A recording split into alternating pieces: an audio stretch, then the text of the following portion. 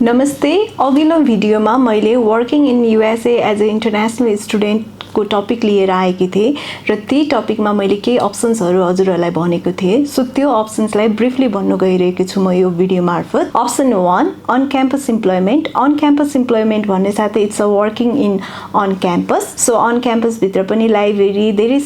एरियाजहरु हुन्छ जहाँ स्टुडेन्टले काम अप्लाई गर्न पाइन्छ सँगसँगै इट्स अ इजी प्रोसेसिङ हुन साथै हामीले स्टुडेन्टहरुले USCIS बाट क्लियरेन्स लिनु पर्दैन तर हाईली कम्पिटेटिभ पनि हुन्छ सो यसमा ध्यान दिनुपर्ने कुराहरु चाहिँ यस प्रकार छन् नम्बर 1 भ्यालिड F1 भिजा स्टुडेन्टको F1 भिजा भ्यालिड हुनुपर्छ so number 2 working up to 20 hours स्टुडेन्टहरुको हकमा 20 आवर्स पर वीक हुन्छ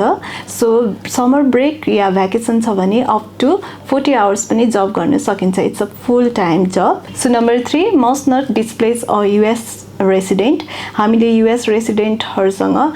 कम्पिटिसनमा जानु भएन उहाँहरुको जब खोज्नु मिलेन सो यी तीनटा भ्यालिड पोइन्टहरुलाई हामीले कायम राख्यौ भने चाहिँ अन क्याम्पस जब इम्प्लोइमेन्टको लागि हामी एलिजिबल हुने छौं thank you KIEC Canada Australia हुन्छ बेलायत नि KIEC